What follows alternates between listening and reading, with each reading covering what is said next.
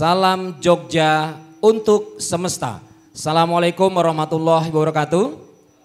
Salam sehat selalu, selamat malam para sahabat Jogja Semesta yang sudah hadir di Pendopo Yoproto Projo. Alhamdulillah pada malam hari ini kita bisa bertemu lagi, bercengkrama bersama, menikmati rangkaian yang setiap bulannya senantiasa hadir bersama kita, yaitu Dialog Budaya dan Pentas Seni Jogja Semesta. Pada malam hari ini cukup spesial karena sampai pada bulan April ini, di penghujung bulan April, Jogja Semesta sudah memasuki seri ke-163. Artinya sudah lebih 10 tahun rangkaian kegiatan Jogja Semesta membersamai kita, berbagi ide, mendatangkan para narasumber, dan harapan besar apa yang kita dapatkan dalam dialog budaya dan pentas seni Jogja Semesta ini tidak hanya berhenti pada dialog tapi juga bermanfaat bagi perubahan dan kemajuan masyarakat daerah istimewa Yogyakarta.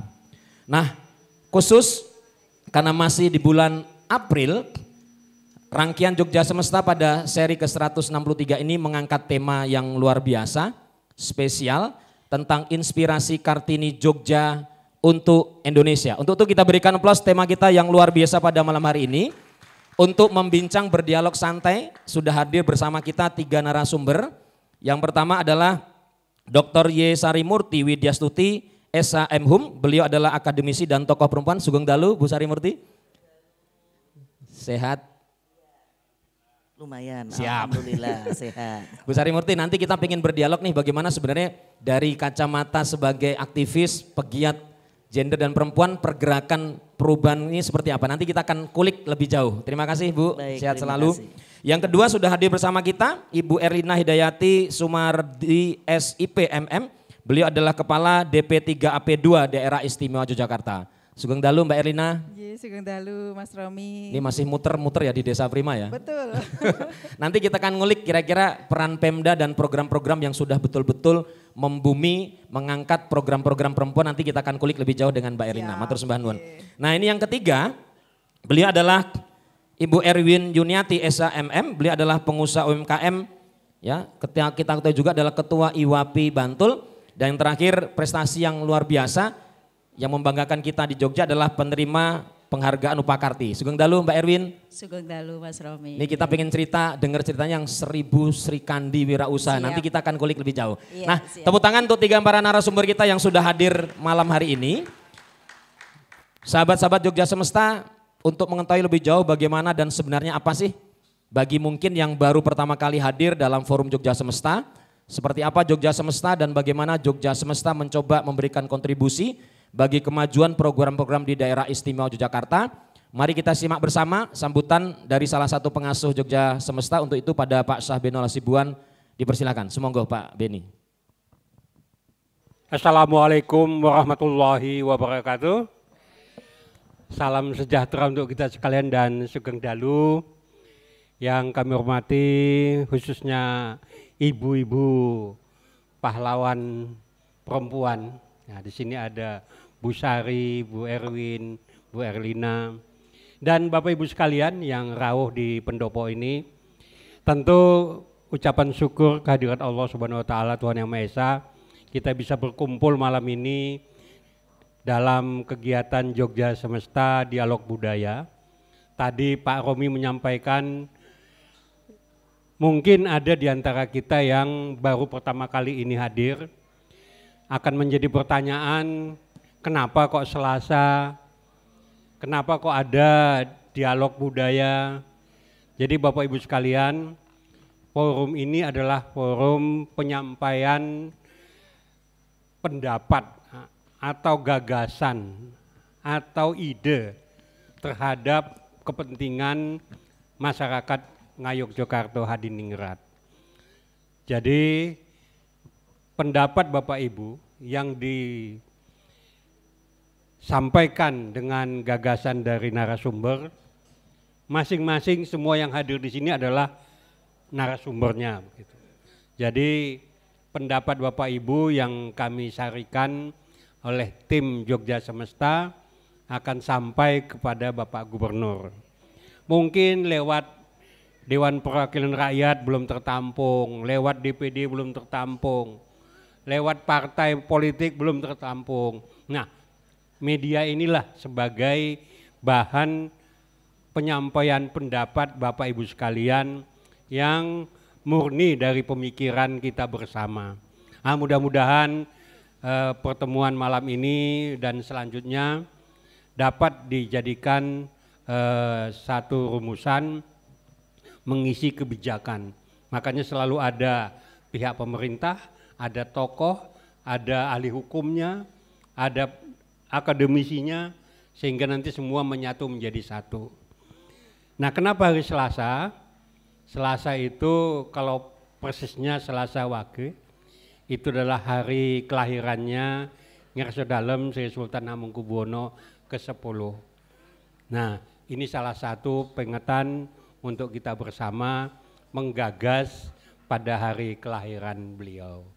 Itulah Bapak Ibu sekalian, Mbak, Mas, di sini ada mahasiswa, ada sesepuh, ada segala macam elemen bersama kita di sini untuk menyampaikan gagasan masing-masing. Saya kira itu. Terima kasih kepada narasumber dan Bapak Ibu sekalian yang rawuh pada malam ini. Selamat berdialog, mudah-mudahan Tuhan memberkati kita. Wassalamualaikum warahmatullahi wabarakatuh. Waalaikumsalam. Nuwun. Matur sembah nuwun kepada Pak Sahbeno Hasibuan, salah satu pengasuh dari komunitas seni budaya Jogja Semesta. Bapak dan Ibu, tadi sudah kita simak bersama bahwa Jogja Semesta yang sudah hadir sampai ke seri 163 ini adalah pengejawantahan kita untuk bisa betul-betul berbagi cerita, memberikan masukan, dan ini akan menjadi bagian penting yang didokumentasikan oleh Jogja Semesta yang akan disampaikan sebagai masukan pada gubernur dan juga kepada pihak-pihak terkait. Nah, marilah sebelum nanti kita berdiskusi dengan baik dan juga dengan meriah dengan para narasumber, kita nikmati dulu tarian Niluh Sekar dengan penari Asya Aira Putri, Gendis Kinanti Maheswari, dan Dea Askana Rafita. Tari Niluh Sekar, koreografer Karenina Yuanisa WSPD dengan komposer Sahrul Kepek Yulianto SSN. Mari kita nikmati persembahan tari Niluh Sekar dari Sanggar Mangun Harjo.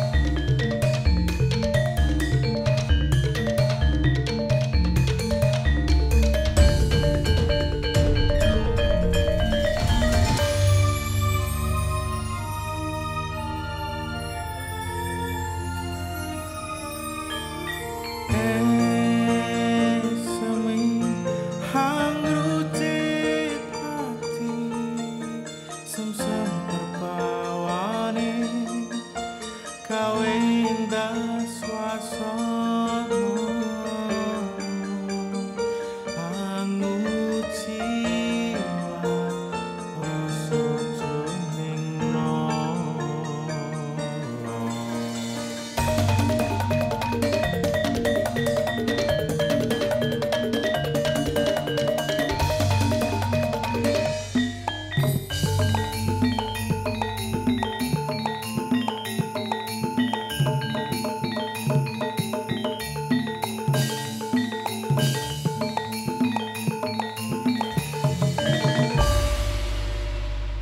Baik, kita berikan tepuk tangan yang meriah. Tari Niluh Sekar dari Sanggar Mangunharjo. Tari Niluh Sekar adalah tarian yang menggambarkan gadis remaja yang beranjak dewasa, yang mana menjadikan sebuah tarian yang membuktikan bahwa masih adanya remaja yang saat ini yang nguri-nguri kebudayaan dan tradisi yang ada. Sekali lagi kita berikan tepuk tangan yang meriah bagi adik-adik kita dari Sanggar Mangunharjo. Baik, sahabat Jogja Semesta, kita akan masuk diskusi kita. Bu Sari Murti, wah ini kok ingkang sepindah panjenengan rumian karena penting bicara tentang tema kita pada malam hari ini, Bu Sari Murti. Tema yang menarik tentang bagaimana Kartini Indonesia diinspirasi dari Jogja, ini kan menjadi bagian yang selalu kita harapkan di setiap bulan April. Nah sebenarnya dari perspektif gerakan perempuan, pengaruh utama gender, sekarang sebenarnya perkembangannya seperti apa Bu Sari Murti? Dan kondisi di Jogja sebenarnya menurut panjenengan terus pundi? Semoga. Iya, terima kasih atas pancingan pertanyaannya. Ya. Jadi saya sebagai warga Jogja yang juga punya tugas waktu itu beberapa kali saya menjabat sebagai ketua Yayasan Hari Ibu Kowani. Itu juga saya ngampu Museum Pergerakan Perjuangan Perempuan. Dari situ saya juga belajar tentang bagaimana perjuangan, salah satunya adalah tokoh perempuan yang namanya Raden Ajeng Kartini. Kalau dikaitkan dengan konteks sekarang, bagaimana perkembangan kesadaran masyarakat terkait dengan persoalan gender. Saya harus akui bahwa Jogja jauh lebih maju dibandingkan mungkin daerah-daerah lain. Dan indeks pembangunan gendernya juga cukup tinggi. Ini salah satunya ya karena Bu Erlina ini yang juga gigih juga ya sebagai Kepala Dinas Pemberdayaan Perempuan di P3P2. Di samping itu juga banyak tokoh-tokoh yang ada di Jogja ini yang juga saeko kapti mendukung bagaimana membangun masyarakat yang memiliki kesetaraan gender. Jadi bukan hanya mengedepankan seolah-olah perempuan harus di depan, tetapi membangun kesetaraan supaya antara partisipasi, akses, manfaat dan kontrol yang seharusnya dimiliki oleh perempuan itu juga betul-betul bisa didapatkan, termasuk partisipasi perempuan di dalam pembangunan. Memang masih ada PR, terutama ketika bicara soal kekerasan terhadap perempuan dan anak. Itu masih menjadi PR besar bahwa kesetaraan gender itu juga membawa konsekuensi terhadap munculnya banyak kasus-kasus kekerasan, termasuk kekerasan seksual dan terlebih lagi kekerasan seksual berbasis gender berbasis online. Beberapa waktu yang lalu saya menulis di KR terkait dengan bagaimana Kartini masa kini di era AI. AI itu adalah kecerdasan buatan, sebuah program komputer yang didesain untuk bisa mengerjakan pekerjaan yang biasanya dikerjakan manusia. Otaknya bisa pinter seperti manusia, terutama itu kalau masuk kategori sebagai AI generatif. Karena ada AI yang lemah, ada AI yang kuat.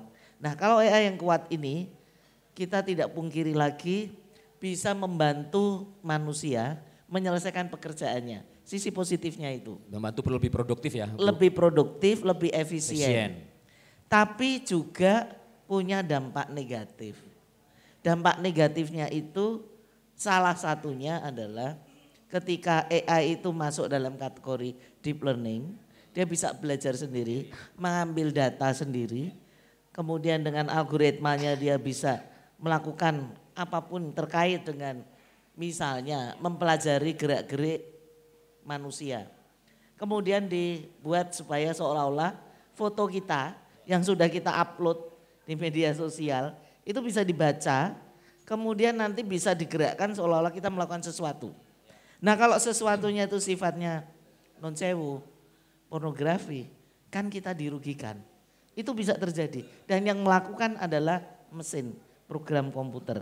Maka menjadi penting kita tidak boleh terlalu happy mengunggah foto kita, apalagi masuk ke dalam program-program yang membuat kemudian misalnya foto kita bisa menjadi lebih cantik, bisa kemudian foto kita ini seolah-olah sedang berada di luar negeri dengan pakaian tertentu dan seterusnya. Nah itu kelihatannya sesuatu yang menyenangkan, tetapi juga mengandung risiko. Oleh karena itu baik saya kira dalam kesempatan ini menjadi awareness buat kita semua. Dan satu lagi inspirasi yang juga perlu kita ambil dari Kartini. Kalau kita ini punya semangat untuk maju, perempuan itu maju, maka jangan pernah takut untuk kesulitan.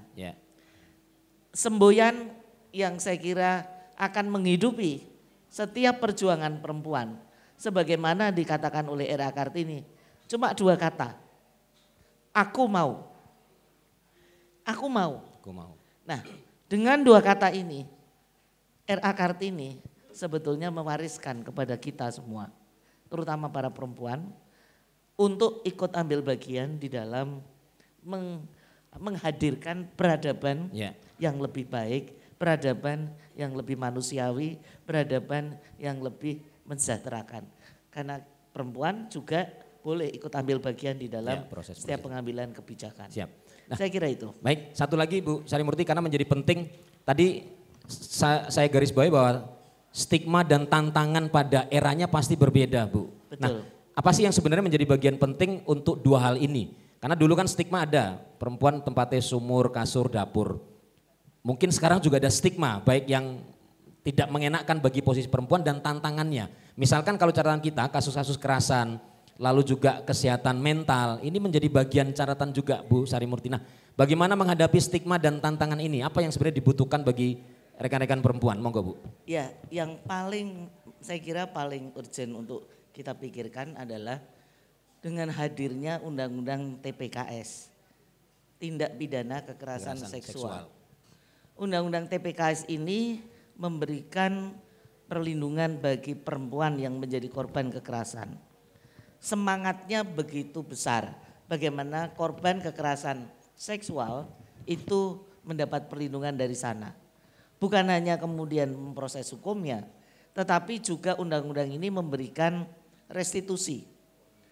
Kesempatan restitusi, menuntut restitusi. Restitusi siapa yang harus membayar? Yang harus membayar adalah pelaku.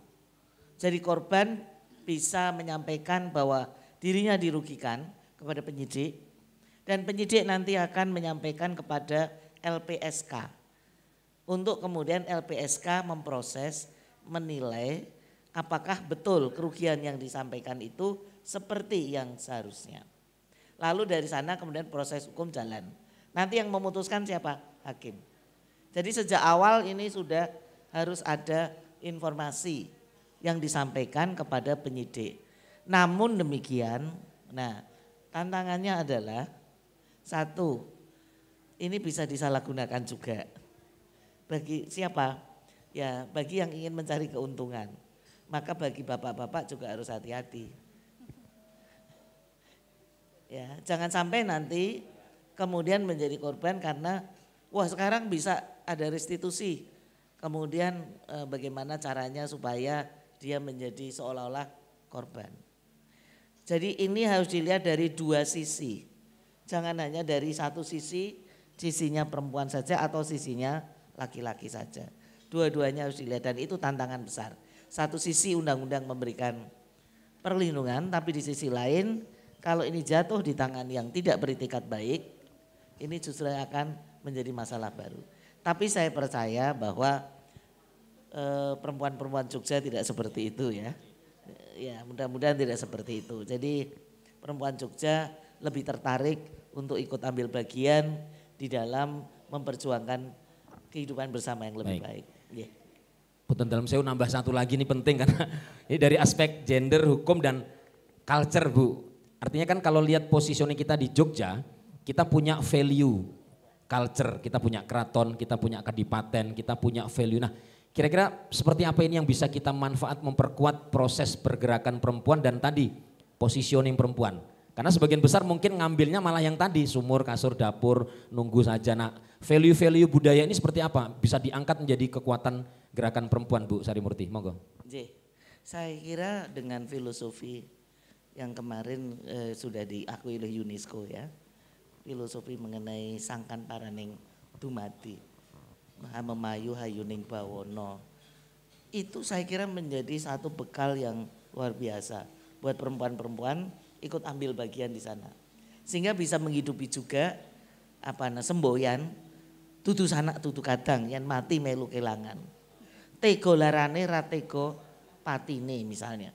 Ini kan semua bisa menyemangati perempuan-perempuan untuk ikut berjuang. Jadi bukan sekedar menjadi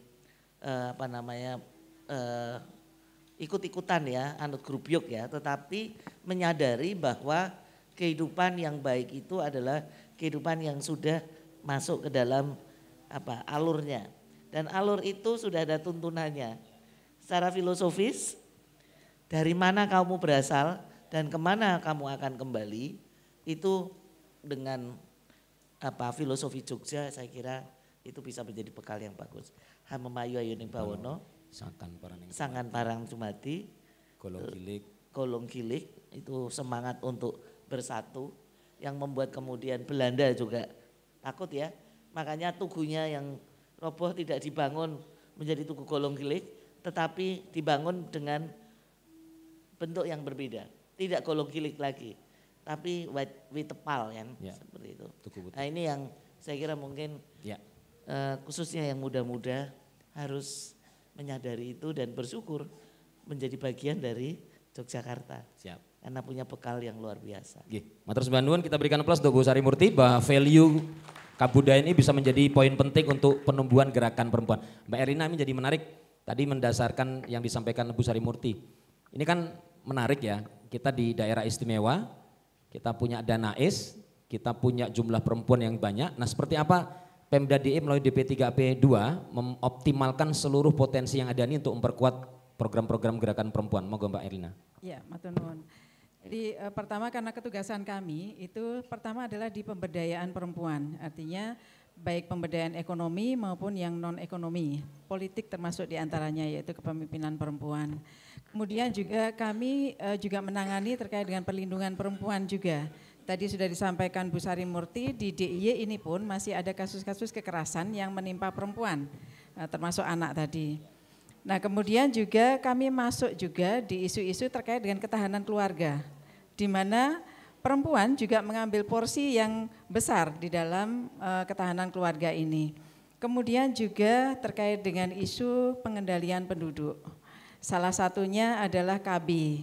Kemudian juga bagaimana supaya perempuan-perempuan kita itu kemudian sadar untuk meningkatkan harkat kehidupannya dengan lebih baik tadi dengan tidak menikah dini. Sehingga kemudian memiliki kemampuan yang cukup untuk memberdayakan dirinya, begitu. Karena bagaimanapun pernikahan dini itu akan sangat membatasi gerak-gerak perempuan untuk bisa meningkatkan keberdayaannya. Nah, dari ketugasan-ketugasan kami tersebut, maka kemudian ada banyak program kegiatan yang diluncurkan, yang semuanya adalah dalam rangka untuk meningkatkan harkat martabat perempuan tadi. Melalui pemberdayaan ekonomi, kami mengusung program besar Desa Prima dengan membentuk kelompok-kelompok ekonomi produktif perempuan. Yang membedakan antara kami di DP3AP2 ini dengan yang ada di Diskop UKM, karena di Diskop UKM juga pemberdayaan UMKM, yang dimana beberapa juga terkait dengan UMKM perempuan gitu.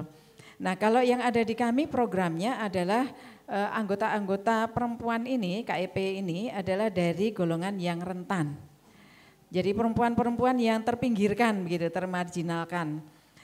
Yaitu diantaranya kepala keluarga perempuan, baik karena suaminya meninggal dunia ataupun karena perceraian, yang kemudian menjadi tulang punggung utama keluarga begitu. Apalagi kalau kemudian di dalam keluarga itu ada anak-anak, sehingga harus menghidupi anak-anaknya juga.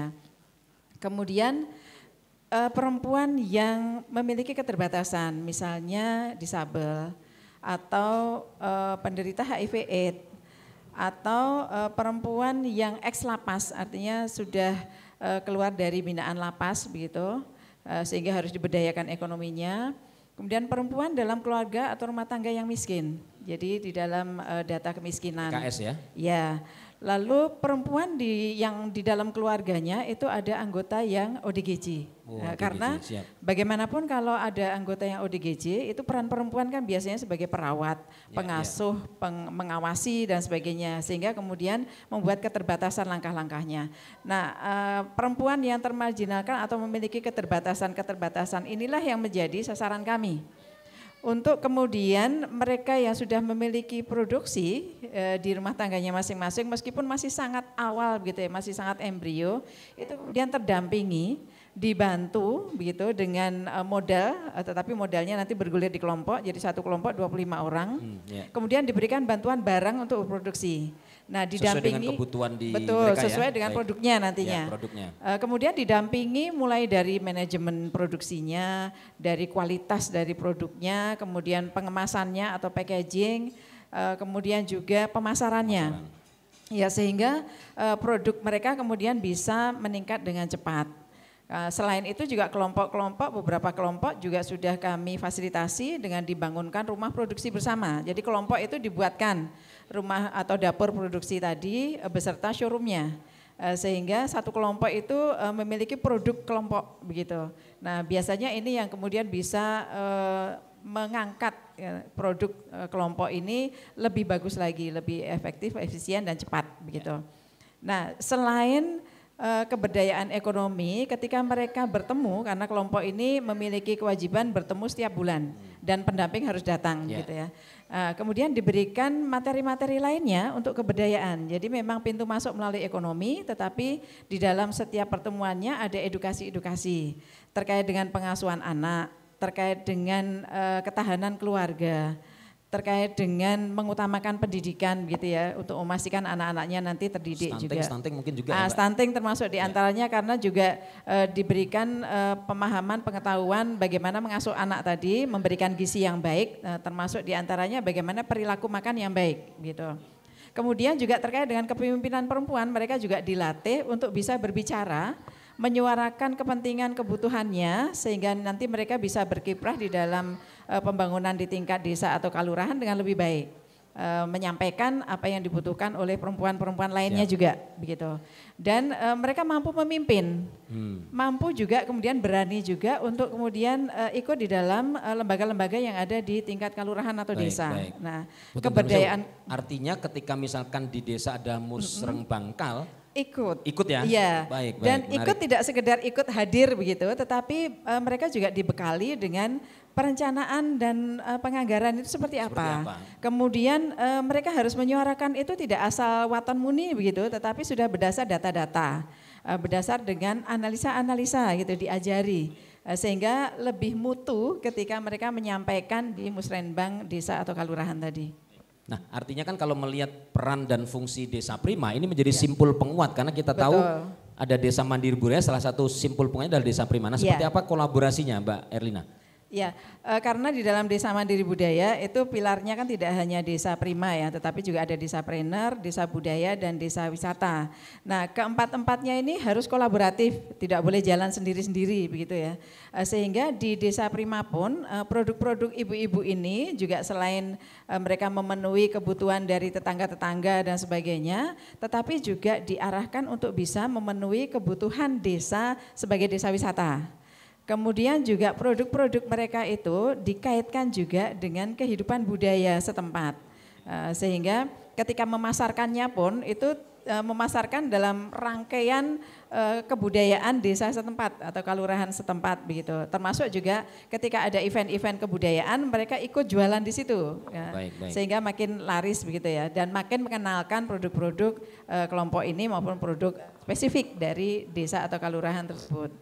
Jadi ada banyak, termasuk dengan desa Presenter tadi, karena nanti ibu-ibu kelompok desa Prima ini ketika produknya sudah makin meningkat, itu juga akan didampingi oleh Diskop UKM. Baik. Ya, jadi supaya mereka menjadi rintisan UMKM. Artinya Nyonseu irisannya secara pribadi dia bisa menjadi anggota Desapreneur, Betul. tetapi dalam konteks kelompok ekonomi produktifnya dia berkomunitas di Desa Prima. Oke, Ya, baik. jadi nanti ketika mereka sudah siap untuk menjadi rintisan UMKM maupun nanti sudah menjadi UMKM, ya itu langsung dibina oleh Diskop UKM gitu. Dan untuk dapur produksi bersama tadi, itu kami juga bersama-sama dengan Diskop UKM. Kalau boleh disebutin contohnya di mana, Bu Erina? Salah untuk dapur satu produksi contoh bersama? yang selalu jadi best practice begitu ya, itu di Desa Putat. Ya, Patok sana.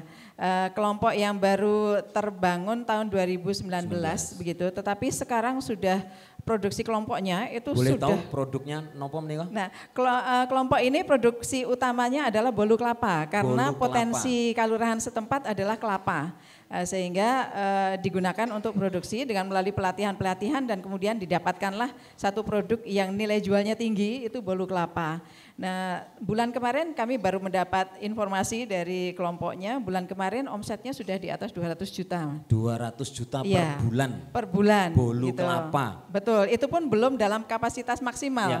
Karena sebetulnya mereka masih memerlukan bantuan oven yang lebih besar gitu, Baik, tambahan oven gitu, sehingga kemudian produksinya bisa memenuhi pasar. Ya. Artinya ini inspirasi Kartini Jogja untuk Indonesia. Betul. Karena kalau tidak salah kan mereka juga tidak meninggalkan kegiatan keseharian mereka nggih, Mbak Iya. Erina. Mungkin ada yang masih di sawah lalu Betul, berkomunitas di betul. Desa Iya. Prima, ngoten nggih. Mereka berasal dari kelompok yang sangat rentan ya, keluarga rentan tadi, yang tadinya sebelum mendapat binaan namanya pegang mixer aja belum pernah gitu. Punya mixer juga enggak gitu. Sekarang mereka sudah memegang mixer yang besar, oven yang besar-besar gitu, dan mengatur manajemen produksinya. Nah, itu bagus sekali, artinya dari tidak berdaya kemudian didampingi oleh pemerintah menjadi sangat berdaya. Ya. Itu kalau hitungan ekonomi nanti Mbak Erina, 200 juta omset paling tidak 20% keuntungan, 40 juta bisa dibagi memperkuat program-program Desa Prima gitu ya Bu Erina ya. Iya.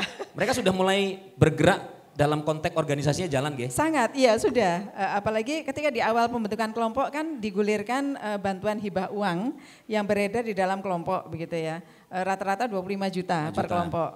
Kemudian selain bantuan untuk berproduksi alat-alat untuk produksi tadi, itu yang per orangnya. Kalau yang kelompok tadi itu ya dibangunkan rumah produksi bersamanya, showroomnya, alat-alatnya gitu ya, yang kemudian bisa mempercepat. Gitu.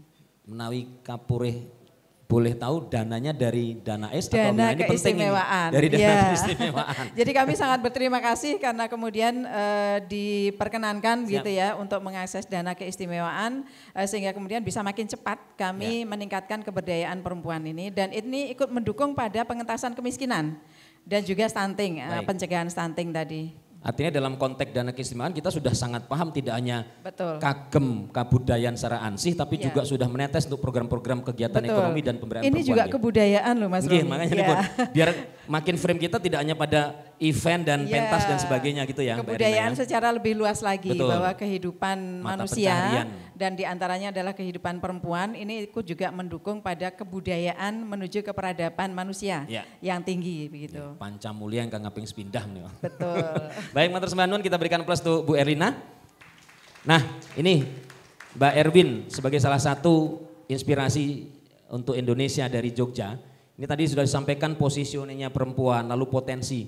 Ini langsung ini karena pengusaha ya. Kira-kira apa sih yang bisa disinergikan di levelnya Mbak Erwin sebagai pengusaha yang sudah sukses dalam banyak pihak, sementara kita bisa melihat masih banyak potensi perempuan-perempuan lain dan basisnya di pedesaan. Seperti apa yang mungkin nanti bisa kita maksimalkan? Monggo Mbak Erwin. Ya, terima kasih Mas Romi, selamat malam semuanya. Jadi kalau kita bicara tentang perempuan itu mungkin nggak cuma 1 jam 2 jam, kurang terus Mas. Karena begitu banyaknya yang perlu dibahas ya, seperti yang disampaikan. 2 semester ya Bu Sarimurti. Bisa lebih ya Bu ya, seperti yang disampaikan beliau-beliau yang luar biasa. Jadi kalau kami dari sisi wirausaha nggih Mas. Kami kebetulan bergabung di suatu organisasi yaitu IWAPI, Ikatan Wanita Pengusaha Indonesia. Di IWAPI sendiri itu semuanya terdiri dari perempuan yang punya usaha. Jadi perempuan tok nggak punya usaha nggak boleh. Punya usaha tapi bukan perempuan, misal Mas Romi mau masuk juga nggak boleh. Istrinya boleh, sangat boleh. Dan di IWAPI ini kita memang mempunyai tujuan, kita maju bersama, kita bekerja bersama, kemudian berkolaborasi bersama, dan tidak ada batasan bahwa masuk di IWAPI ini harus seorang pengusaha yang sudah besar. Karena kadang orang konotasinya melihat Ikatan Wanita Pengusaha Indonesia. Pengusaha artinya orang yang usahanya sudah besar. Tidak, pengusaha itu kan orang yang punya usaha sebenarnya kalau bisa diartikan. Nah di sini justru sekecil usaha apapun, masih kecil itu boleh masuk. Justru dari kecil bagaimana setelah masuk di IWAPI kita bersama-sama yang besar bisa menarik yang kecil. Kemudian memberi kemanfaatan dan kesejahteraan pada anggota yang sudah masuk IWAPI.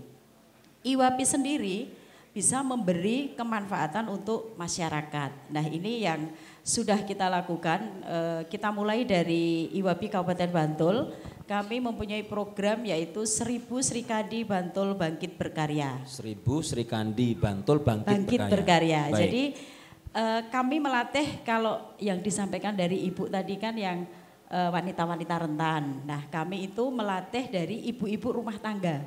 Sama sekali belum punya pekerjaan, sama sekali belum mempunyai keterampilan apapun, benar-benar murni ibu rumah tangga, kita latih menjadi seorang wirausaha. Kita lihat potensinya seperti apa.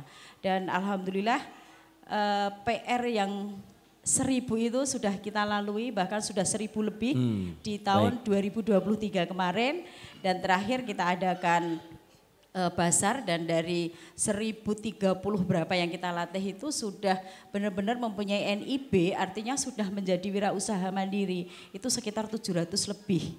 Artinya yang dari ibu rumah tangga, dari pengangguran sekarang sudah mendapatkan pekerjaan. Dan ada juga dampingan kami yang awalnya tidak mengerti apa-apa, sekarang benar-benar sudah luar biasa dan sudah pernah kita kirim ke Dubai. Artinya yang murni ibu rumah tangga, kebetulan pengrajin batik. Nah awalnya hanya penikmat batik, hanya bisa beli batik, make cukup. Awalnya nggak ngerti mencanting itu seperti apa, motif batik itu apa aja nggak ngerti, sekarang luar biasa. Dan itu salah satunya terpusat di daerah Trimulyo.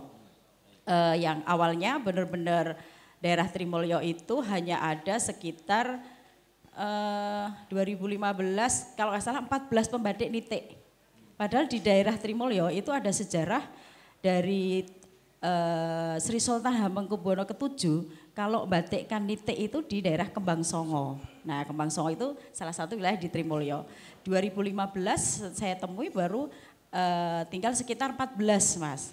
14 kita coba dampingi, kita rangkul, dan alhamdulillah sampai sekarang sudah ada sekitar 145 pembatik nitik. Dan saat saya pertama mendampingi itu banyak sekali tantangannya. Maunya saya dampingi, saya rangkul, tantangannya salah satunya gini Mas. Bu, batik nggih, pakai bahasa Jawa kan. Beli tikane kula niku nek enjang dodol bubur men pun angsal arta lho Bu Erwin. Nek batik dereng tentu sewulan angsal arta. Sakniki kula purun batik, tapi panjenengan setiap hasil badikan kula kudu dibeli, harus dipundhut. Jadi itu tantangan. Saya bismillah aja ya, sudah memang untuk merangkul ibu-ibu itu bukan kita harus menceramai suatu sejarah, suatu apa, tapi memang kita masukkan dulu secara nilai ekonomi. Nah, dulu batik nitik yang mentahan itu hanya 150, 250. Sekarang setelah kita dampingi dan dapat KIG itu batik nitik paling murah 1,5 juta.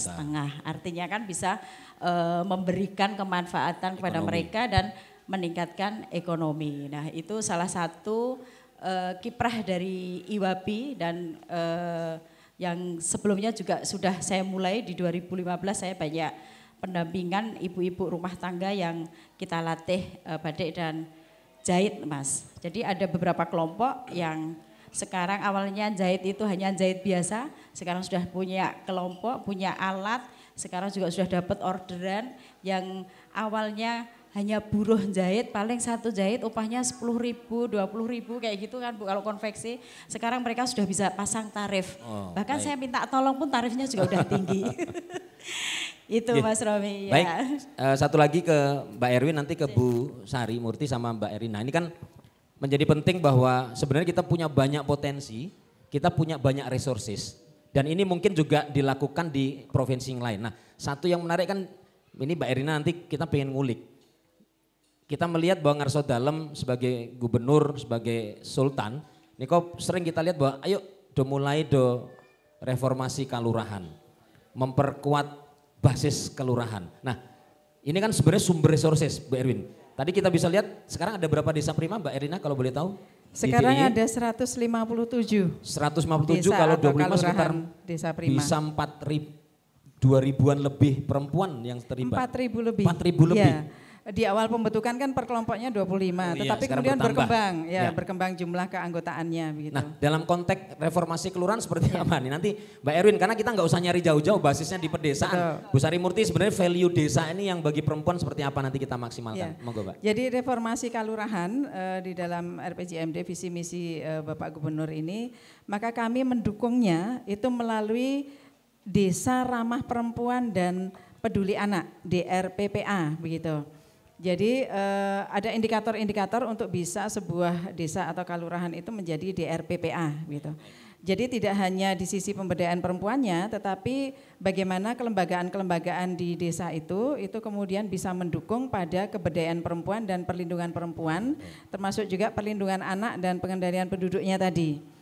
Jadi ada indikator-indikator yang kemudian bisa memastikan itu. Nah, untuk bisa ngoyak indikator-indikator itu kan berarti harus ada pendampingan-pendampingan, fasilitasi-fasilitasi, kemudian juga pembangunan-pembangunan begitu ya, termasuk tadi dapur produksi bersama dan showroom tadi. Untuk yang anak, perlindungan anak pun juga demikian, karena kemudian bagaimana pemenuhan hak anak dan keterlindungan anak itu juga ada di tingkatan yang paling kecil, di tingkatan desa tadi. Baik. Misalnya saja harus ada fasilitas ruang bermain ramah anak yang terstandar gitu ya, artinya ada standarisasinya. Jadi memastikan anak-anak itu punya lahan untuk berkegiatan yang positif gitu ya. Kemudian juga keterampilan-keterampilan, aktivitas-aktivitas untuk mendukung tumbuh kembang anak yang baik. Ya. Nah, kemudian juga fasilitas-fasilitas yang ada di tingkatan paling kecil desa tadi juga harus ikut mendukung, termasuk yang di Kapanewon misalnya puskesmas. Baik. Puskesmas harus puskesmas ramah anak. Baik.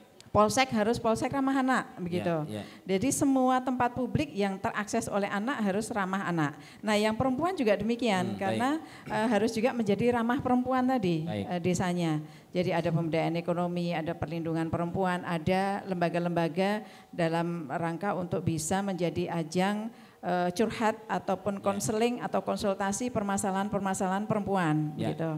Nah, itu sampai di tingkatan paling kecil tadi desa. Kemudian kalau ada konflik-konflik yang bisa menuju kekerasan, kemudian ada mediator-mediatornya di situ.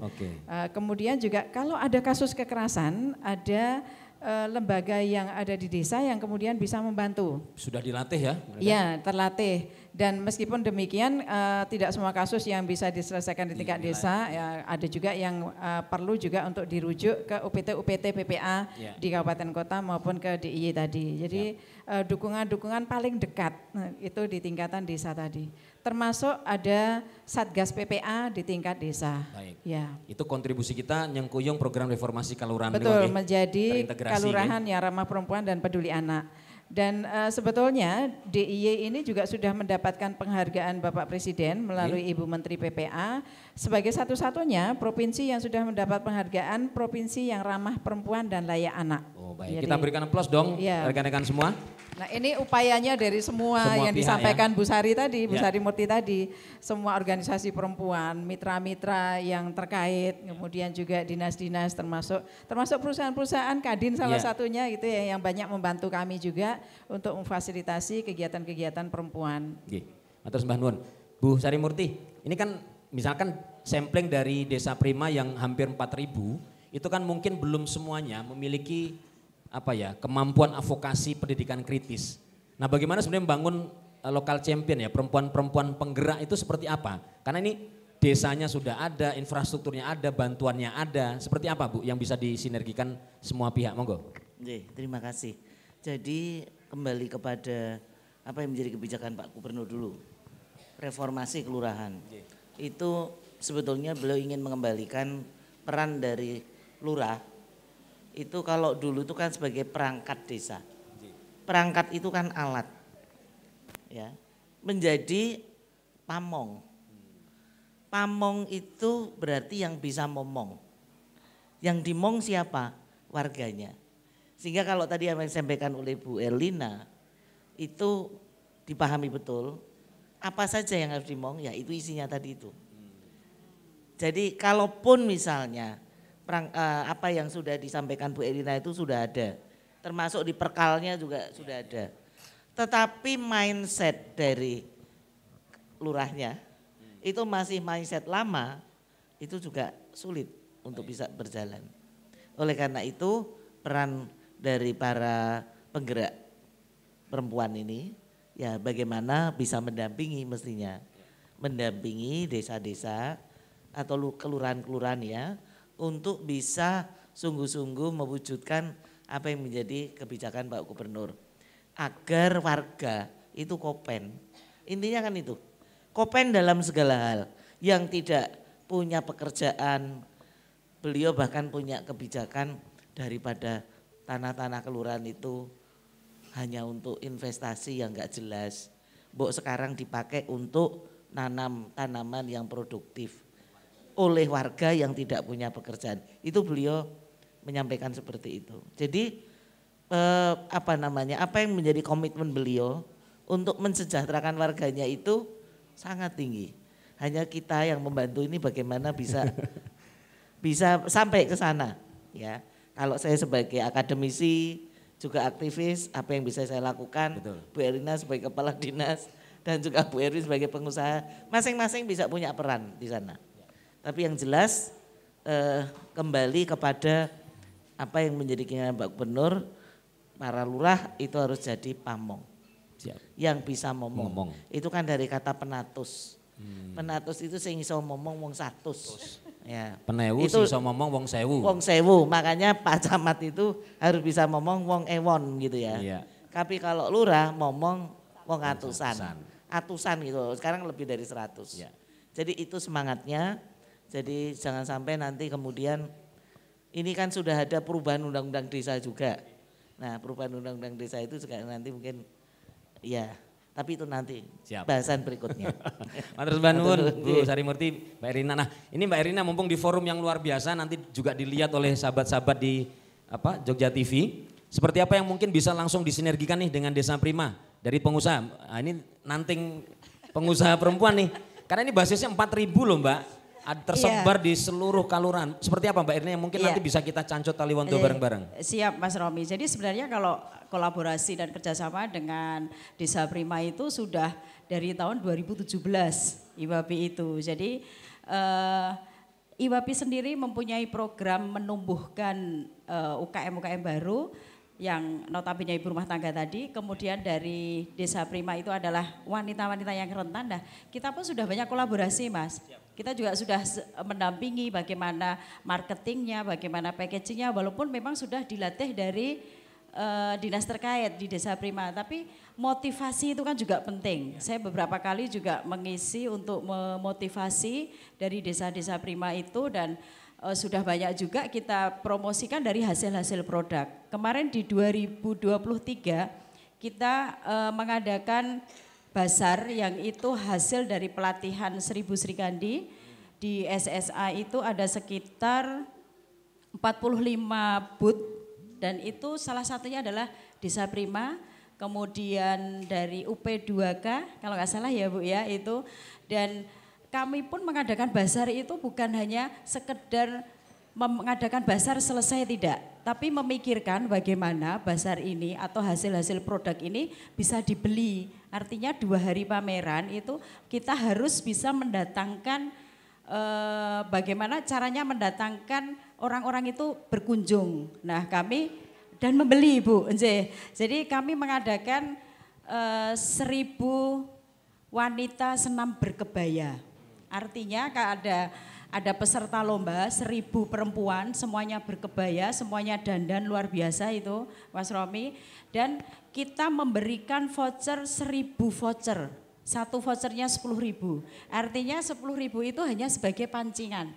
Kalau 10.000 itu ada voucher untuk beli minuman, kan nggak mungkin ibu-ibu itu hanya beli 10.000, pasti 15.000, 20.000. Nah itu sudah luar biasa sekali dan kemarin juga di samping kolaborasi dengan Desa Prima, UP2K, kita juga kolaborasi dengan Dinas Koperasi UMKM karena ini sudah tingkatnya sudah menjadi UMKM. Jadi IWAPI itu sangat luas dan katakanlah bisa kolaborasi dengan siapapun Mas. Pokoknya harmonis gitulah, enak. Siap. Dan ini masih bisa kita maksimalkan lagi ya Mbak Erin ya? Siap, dengan baik, senang hati. Baik, sahabat-sahabat kita berikan aplaus untuk 3 narasumber kita. Baik, sekarang kan kita lanjutkan dan panjenengan semua seperti yang tadi sampaikan Pak Sahbinol adalah bagian dari pemateri juga. Kita akan buka dialog nih kok Bu Sarimurti, Mbak Erwin dan Mbak Erina. Silakan bagi sahabat Jogja Semesta yang sudah hadir di Pendopo Yotropojo untuk bisa sharing. Kira-kira dalam konteks peran kita bisa memberikan kontribusi bagi inspirasi untuk Indonesia dimulai dari Jogja. Kami persilakan yang mungkin punya pengalaman, punya karya, ya silakan. Nah ini sahabat kita dari teman-teman jurnalis, monggo Mas Dwi sambil diperkenalkan diri, monggo. Assalamualaikum warahmatullahi wabarakatuh. Waalaikumsalam. Bu Sari apa kabar, sehat Bu? Saya Dwi, kebetulan pekerjaannya adalah nulis berita dan mencari berita. Dwi Pak. Mas Romi dan narasumber, saya tuh punya beberapa data yang kayaknya agak mencemaskan gitu, terutama buat perempuan gitu. Di data saya itu pada tahun dari Komnas Perempuan itu pada tahun 2023 itu terjadi 597 kasus perkosaan. Kemudian ada marital rape itu 591. Ya mestinya korbannya bukan laki-laki. Kalau laki-laki sih oke saja gitu. Tapi ini korbannya perempuan gitu. Satu. Tadi kalau yang dipaparkan oleh Bu Sari dan narasumber di depan itu sangat luar biasa. Dari data saya juga, perempuan itu ternyata tingkat pendidikannya cukup rendah. Dari Susenas BPS tahun 2022, SD itu hanya 31,28%. Yang lulus SMK itu 33,36%. Lulus perguruan tinggi itu 13,97%. Sebetulnya apa sih problemnya perempuan itu? Dan bagaimana sebetulnya, jadi kalau kita tarik ke belakang, di dunia kita ini kan hanya ada dua nih, ya tiga lah, laki-laki dan perempuan. Satu lagi ya antara laki-laki dan antara perempuan. Sebetulnya wanita itu apa, perempuan itu apa? Kalau dari ditarik kesejarahan belakangnya itu, wanita itu adalah keindahan. Fungsinya keindahan apa? Untuk dilihat. Siapa yang melihat? Ya lawan jenisnya, ya laki-laki mungkin perempuan dandan lewat kandang sapi atau segala, enggak. Saya mencoba untuk melihat Mas Romi, sebetulnya perempuan itu bagaimana, Kartini itu sebetulnya mau apa gitu, satu. Karena dari data itu yang menjadi objek dan subjeknya penderitaan itu adalah perempuan. Yang paling banyak nangis itu perempuan lah. Nanti dari data saya mungkin bisa dijawab tadi. Kemudian Bapak Ibu-ibu sekalian, sebetulnya kalau ada perempuan-perempuan di sini gitu, apa sih yang dipikirkan laki-laki ketika melihat perempuan? Dan perempuan itu melakukan apa gitu? Untuk apa? Dari data yang saya dapatkan, kebetulan senangannya cari-cari data, Bu. Ada 7 hal yang dipikirkan lelaki tentang perempuan, dan itu yang dilakukan oleh perempuan. Mohon izin Mas Romi dan teman-teman sekalian. Yang pertama adalah, siapa di antara perempuan di sini yang tidak pernah pakai parfum? Pasti pakai parfum. Ngapain pakai parfum? Nanti kalau kita ngomong kesetaraan gender ini akan berinu lagi. Karena pria, teman-teman, karena saya laki-laki, kami itu menyukai aroma wangi yang keluar dari perempuan. Entah dari rambutnya, entah dari bajunya. Saya nggak tahu apakah ini satu bagian dari perlawanan gender atau tidak. Enggak kok, saya pikir biasa-biasa aja. Kita laki-laki seneng loh kalau dekat dengan perempuan sing ambune wangi timbangane cedak karo wong wedok sing ambune rada bar. Kan mereka semua, oleh karena itu semua perempuan segera berhias supaya baunya wangi. Kemudian yang kedua, kenapa perempuan itu harus menjadi ingin terlihat feminim daripada maskulin? Karena laki-laki lebih menyukai melihat perempuan yang mempunyai sosok keibuan. Saya nggak ngerti ini problem apa bukan ini dalam kesetaraan gender. Wah, ini keibuan. Wah, mbok kowe sing nganggo rok kok rasa nganggo kathok kan mesti kono kuwi. Jin kowe kan gitu. Nganggo kebaya kok ketawa, Bu. Iya. Pakai jin. Kemudian yang kedua, yang berikutnya adalah para laki-laki itu, dan ini juga selalu didengungkan, selalu dijadikan bahan kepada perempuan itu dimanapun, entah dari ibunya kepada anaknya, kepada cucunya, dari generasi ke generasi, bahwa perempuan harus merawat tubuhnya. Yang salon, manikur, pedikur, skincare, segala macam. Itu saya nggak ngerti, itu apakah bagian dari problematika perempuan untuk maju ke peningkatan kualitas. Dan karena ada 7, mohon izin saya bacakan. Berarti kemudian adalah lelaki saya itu senang melihat atau perempuan yang mau mendengar dengan baik. Oleh karena itu di semua konseling perempuan itu terhadap keluarga, jadilah pendengar yang baik. Kalau suaminya datang, kalau kira ada masalah apa, kan itu. Dan ini bagaimana dengan kesetaraan gender itu? Kemudian laki-laki juga menyukai perempuan yang mandiri, tidak manja. Mandiri itu oke, yuk bareng-bareng dikerjakan. Ini kan perempuan ini semua tentang perempuan. Kita bicara ini kan soal perempuan gitu. Bukan hanya keberhasilan perempuan saja, enggak. Tapi ada sisi-sisi lain dari perempuan itu.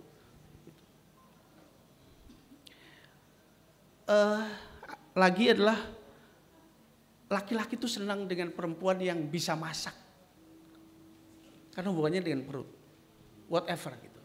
Mungkin penyajian masakan, mungkin dia beli, tapi laki-laki itu senang. Oleh karena itu perempuan mau tidak mau, suka tidak suka, harus pernah pegang wajan, ngulek apa-apa gitu.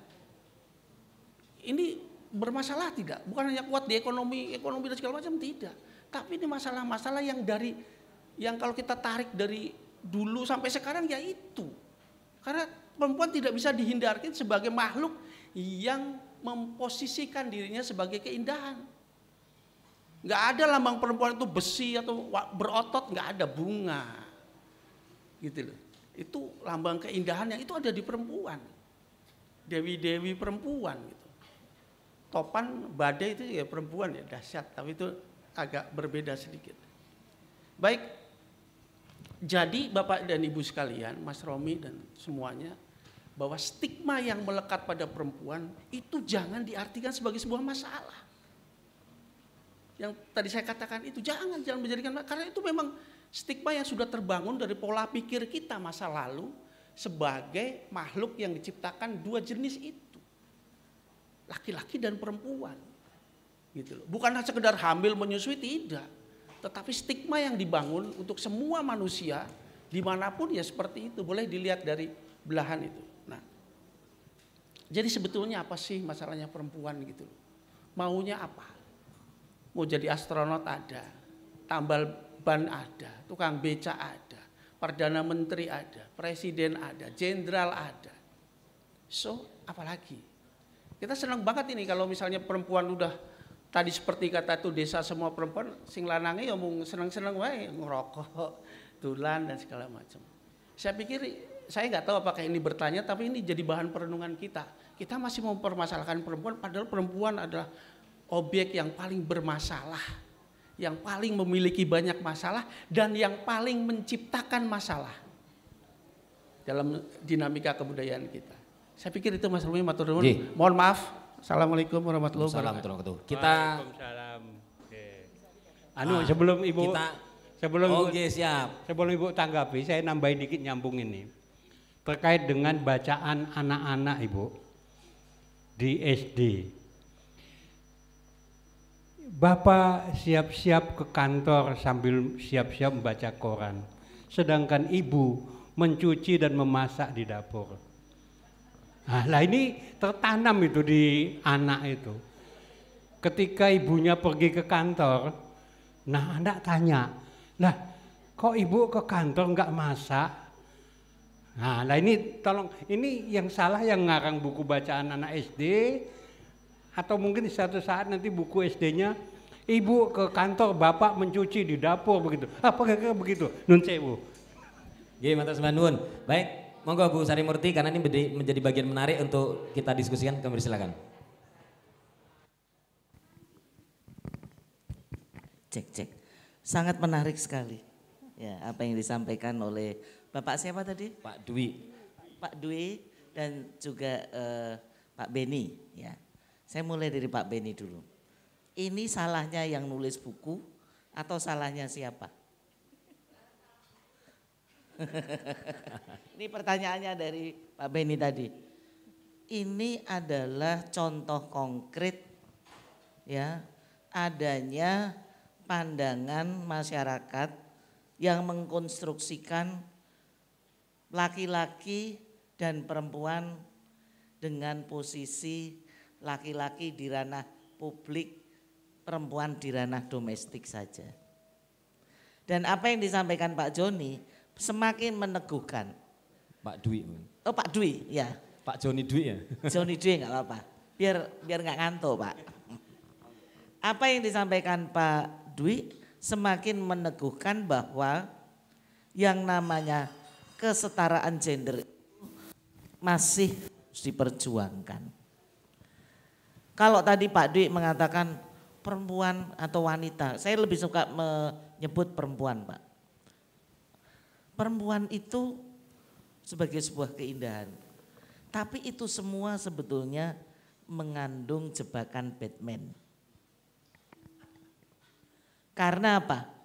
Dengan memposisikan perempuan seperti itu, sebetulnya ingin menggiring perempuan itu pada ranah domestik.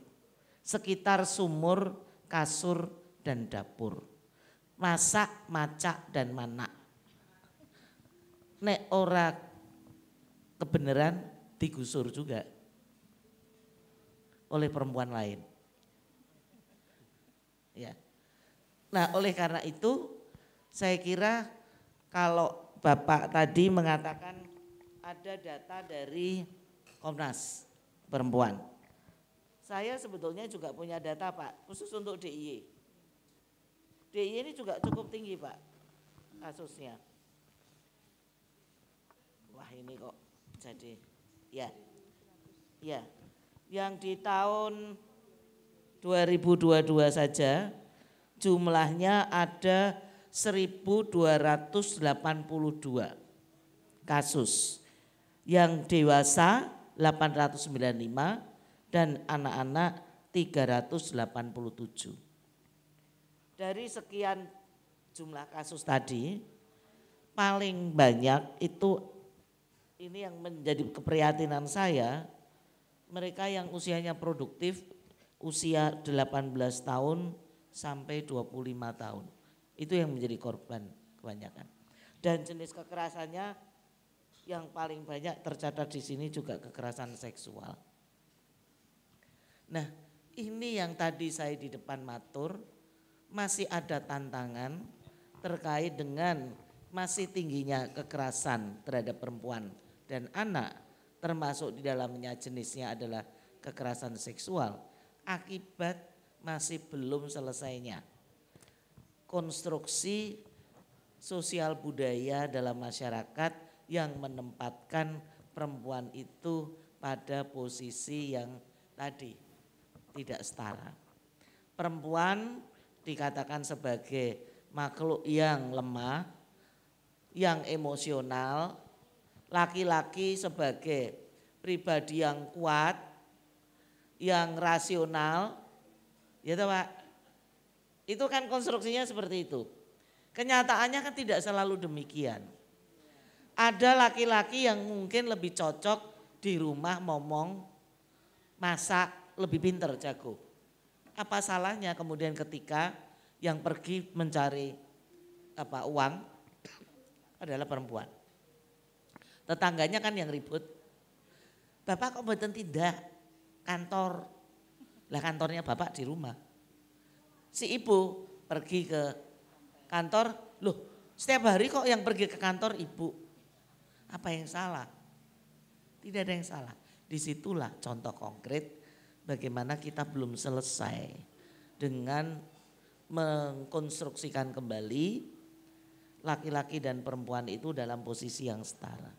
Ini PR besar. Tidak berarti bahwa laki-laki harus gantian diatasi oleh perempuan, tidak. R.A. Kartini pun memperjuangkan, tidak berarti kalau aku memperjuangkan emansipasi, lalu perempuan harus berada di atas laki-laki. Tidak demikian. Jadi mari kita semua mengembalikan kepada pemahaman tentang bagaimana membangun kesetaraan gender supaya relasi kuasa antara laki-laki dan perempuan tidak terlalu besar yang membuat kemudian perempuan ini mudah sekali menjadi korban. Tidak berarti sekali lagi mengganti posisi ya Pak ya. Tidak harus mengganti posisi. Tetapi berbagi peran tanpa harus mendasarkan pada konstruksi lama. Karena konstruksi lama itu sangat tidak adil gender dan kemudian membuat akses peran, manfaat, kontrol perempuan itu jauh lebih rendah. Jadi tidak benar kalau wah iki sing dadi masalahi wong wedok meneh gitu. Enggak. Ini adalah persoalan budaya. Konstruksi sosial budaya yang membuat kemudian perempuan seringkali lalu menjadi korban. Tidak ada salahnya kalau saya pernah juga belajar ke Korea Selatan. Kepala keluarga itu tidak harus laki-laki. Tapi siapa yang bayar pajak tertinggi? Itu yang jadi kepala rumah tangga. Nah sekarang kalau di Indonesia kepala rumah tangga itu harus laki-laki. Kalau kepala rumah tangganya pas udah nggak ada, kan seringkali jadi masalah juga. Jadi ini yang mungkin perlu kita rekonstruksi ulang, bagaimana membangun relasi yang setara antara laki-laki dan perempuan, tidak berdasarkan tadi bahwa laki-laki adalah makhluk yang rasional, yang kuat. Kenyataannya banyak laki-laki yang tidak rasional dan tidak kuat juga. Tapi kan tidak kemudian harus dipersalahkan. Ya kondisi setiap orang itu bisa berbeda-beda. Tinggal bagaimana kemudian di dalam relasi antara laki-laki dan perempuan kalau mereka ada di dalam suatu perkawinan, ya mereka bersepakat harus bagaimana. Dan masyarakat tentu tidak perlu kemudian ikut cawe-cawe. Sayangnya ini pandangan yang seperti ini masih dikukuhkan oleh sistem hukum kita, khususnya undang-undang perkawinan. Ini yang mestinya harus kita perbaiki juga. Undang-undang nomor 1 tahun 74 yang kemudian menempatkan laki-laki sebagai kepala rumah tangga, istri adalah ibu rumah tangga. Saya, Bu Erwin dan Bu Erina ini menjadi salah besar. Ibu rumah tangga bengi-bengi keluyuran. Iya kan? Yang salah yang undang ya. Ya ini contoh konkretnya seperti itu. Jadi kalau ditempatkan sebagai istri yang sebagai ibu rumah tangga, nanti dalam konsep berpikir di dunia ketenaga kerjaan itu juga akan berpengaruh. Maka ILO pernah mempunyai satu konvensi untuk mendorong supaya upah yang sama itu diberikan pada laki-laki dan perempuan untuk jenis pekerjaan yang sama. Karena apa? Kenyataannya ada pengupahan yang berbeda meskipun jenis pekerjaannya sama. Karena apa? Kan perempuan hanya cari nafkah tambahan. Yang nafkah utamanya kan laki-laki. Nah ini salah satu konsekuensinya Pak Dwi. Kalau kita masih punya pandangan yang itu. Jadi jangan mendomestifikasi perempuan lagi lah. Kalau memang perempuan itu karena kesadaran dan kesepakatan bersama dalam keluarga, berbagi peran, ya sudah aku yang di rumah, bapak yang enggak apa-apa, itu kesepakatan. Tapi kalau dikukuhkan sebagai sebuah konstruksi sosial budaya, ini tidak menguntungkan untuk semuanya. Saya kira itu. Baik, Matur Mbak Nun makin gayeng, tapi saya pikir Mbak Erlina nanti juga tambah, kita sigek dulu karena kita nikmati dulu ya. Ini adalah tarian kedua dari sahabat-sahabat dan adik-adik kita dari Sanggar Mangunharjo. Mari kita simak bersama tarian yang kedua, yaitu Rancak Kenes yang disampaikan dan dibawakan oleh adik-adik dari Sanggar Mangunharjo. Kita berikan tepuk tangan yang meriah untuk tarian Rancak Kenes.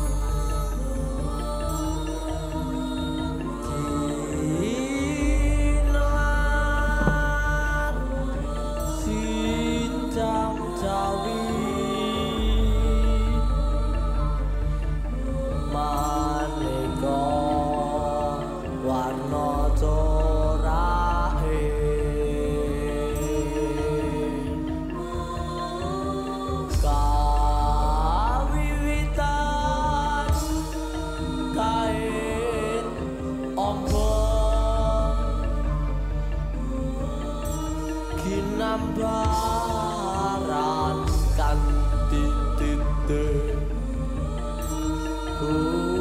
budaya tuku kang pantes den leluri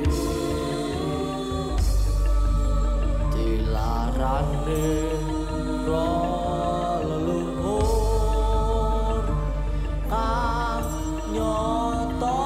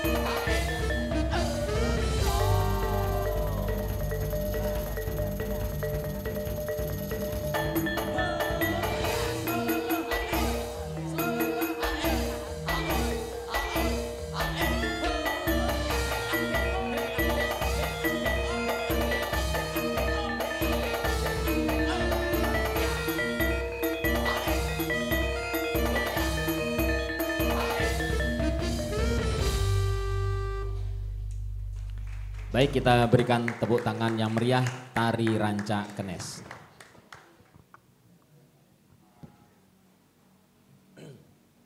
Baik, kita lanjutkan. Nah, ini menarik lanjutannya, Mbak Erlina, Mbak Erwin, Mbak Erlina dulu.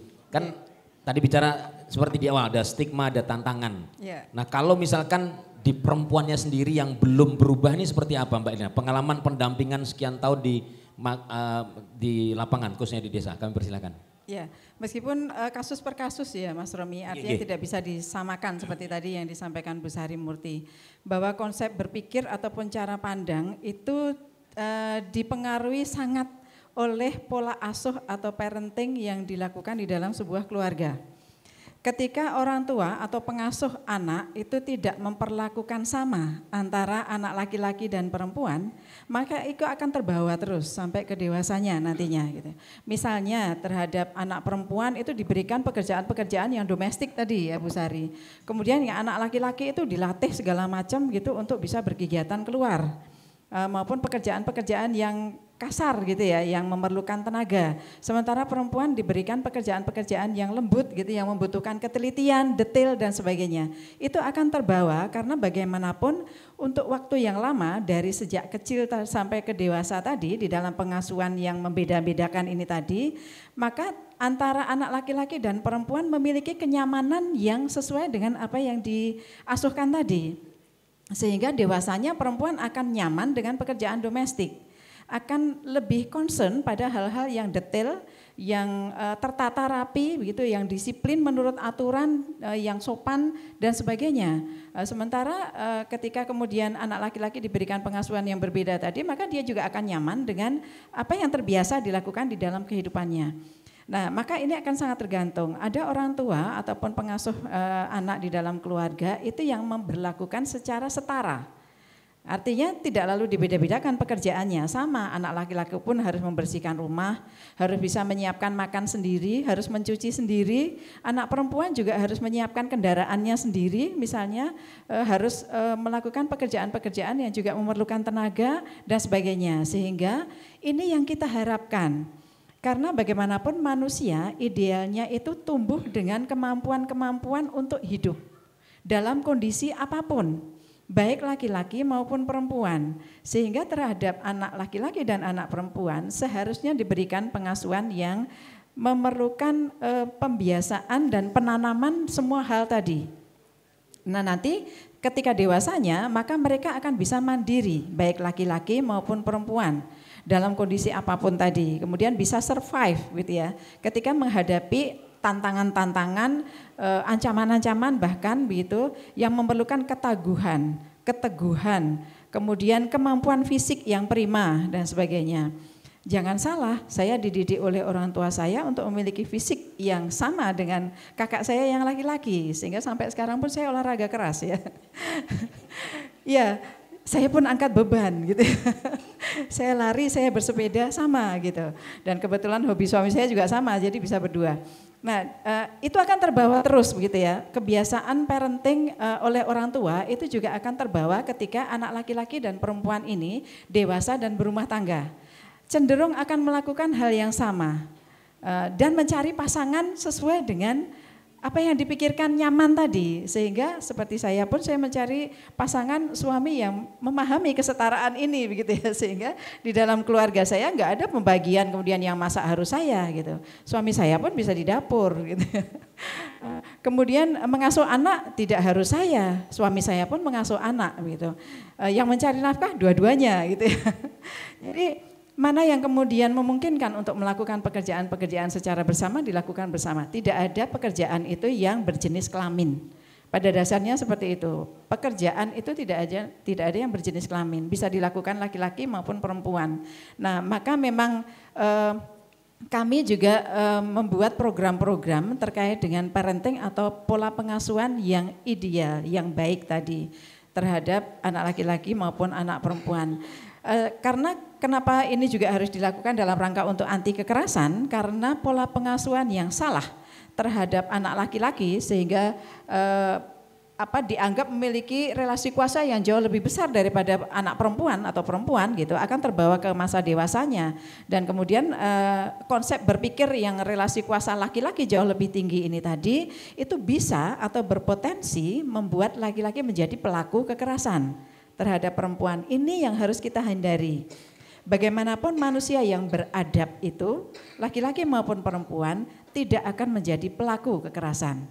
Baik kekerasan fisik, kekerasan psikis, kekerasan seksual, atau kekerasan lainnya termasuk kekerasan verbal tadi. Nah, kenapa kami memperbaiki pola pengasuhan di dalam keluarga supaya memperhatikan hal-hal seperti ini. Ini adalah budaya sepertinya Mas Romi, Bapak Ibu sekalian. Budaya itu menanamkan sesuatu yang baik. Tidak ada pembeda penanaman sesuatu yang baik terhadap anak laki-laki maupun anak perempuan. Kita semua berharap nanti masyarakat DIY yang istimewa ini akan saling menghargai. Laki-laki menghargai perempuan, perempuan menghargai laki-laki. Harmonisnya pasangan itu juga akan mendukung pada ketahanan keluarga. Keluarga yang harmonis, yang berketahanan akan keluar anggota-anggotanya keluarga itu ke masyarakat juga akan menjadi warga masyarakat yang baik, yang memiliki relasi yang baik dengan sesamanya, tidak akan menjadi pelaku kekerasan. Itu yang kita harapkan Bapak Ibu semua, sehingga monggo dari mulai keluarga kita itu memperbaiki pola pengasuhan atau parenting, kemudian kita mengajarkan juga ke orang-orang lain supaya melakukan parenting yang baik tadi. Siap, matur sembah nuwun Mbak Erina, Mbak Erwin.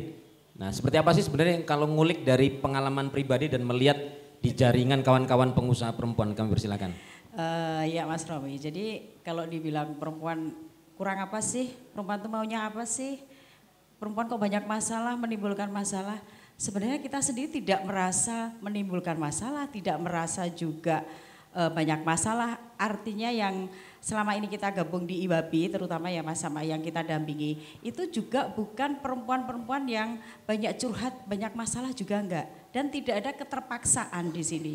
Jadi kami membangun ibu-ibu yang awalnya ibu rumah tangga, mungkin boleh ya ada yang berpikir, kenapa sih IWABI atau kenapa Bu Erwin ibu istri-istri saya yang sudah enak-enak di rumah, kenapa harus dilatih, harus diajak katakanlah berwirausaha, nanti akhirnya akan bertemu ke sosial masyarakat luar sana, sementara sang suami tidak mengizinkan. Kami pun tidak katakanlah tidak mencari sasaran yang itu tidak diridhoi suami. Jadi keluarga itu baik-baik saja, seorang istri melakukan juga tidak terpaksa, bahkan seorang istri melakukannya karena pingin bahwa mereka itu juga seperti yang disampaikan Ibu tadi, aku bisa. Jadi tidak hanya hidup seperti robot, disetir, atau hidup yang monoton, bangun tidur, nyuci baju, masak, bla bla bla, selesai. Setelah kita latih menjadi wirausaha yang mandiri, hasilnya juga mendapatkan sesuatu yang positif, bahkan setelah bisa berinteraksi dengan luar itu juga membuka wawasan mereka. Dan kami harapkan semua perempuan-perempuan yang ada di Indonesia ini biar tidak keterbelakangan.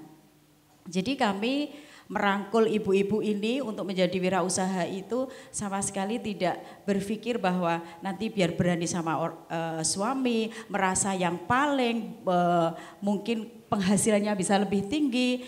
Apalagi tadi mungkin ada rumor ya, kalau saya pikir rumor ya, perempuan itu yang dilakukan adalah sesuatu yang disukai laki-laki. Gitu ya tadi kalau nggak salah. Sebenarnya kalau kita boleh bicara, ada juga rumor kalau sudah menikah, keberhasilan seorang suami itu sebenarnya bisa dilihat juga dari seorang istri ini seperti apa, dari sebelum menikah, setelah menikah. Contoh misalnya saat mudanya berpenampilan rapi karena di lingkungan keluarganya dididik rapi, disiplin.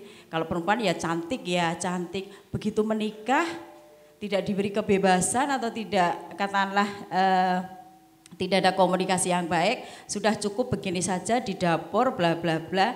Akhirnya kan akan penampilannya pasti menurun. Orang melihat apa? Dampaknya kan juga laki-laki, oh suaminya kurang begini-begini. Nah, artinya perempuan itu sebenarnya berlaku mandiri, kemudian contohnya tadi berpenampilan rapi, wangi, itu juga semuanya untuk menjaga martabat suami kalau benar-benar kita sadari. Karena tidak ada perempuan yang katakanlah sekian banyak yang di komunitas saya itu berpenampilan rapi, itu karena tuntutan profesi juga, kadang juga karena dari hati. Tidak ada yang berpikir, oh nanti biar dilirik sana sini dinikmati, enggak juga itu. Jadi saya pikir itu hanya rumor dan seperti yang dingetikake Ibu tadi, pemikiran-pemikiran yang selalu diangkat ya Bu. Padahal sebenarnya yang terjadi tidak seperti itu. Jadi itu Mas Romi. Mbak Erina, silakan ditambahin. Ya, jadi ada beberapa kasus juga yang kami tangani ya Mas Romi, bahwa ketika perempuan itu tidak mandiri, artinya tidak punya kemampuan untuk memenuhi kebutuhan hidupnya sendiri, begitu tidak terbiasa juga. Ketika dalam situasi-situasi yang mendesak ataupun situasi-situasi yang memerlukan para perempuan ini berkiprah gitu, bisa menafkahi dirinya sendiri dan keluarganya, itu menjadi pelemah gitu. Sehingga selalu kami sampaikan bahwa perempuan sebaiknya kemudian bisa punya kemampuan untuk mencari penghasilan sendiri.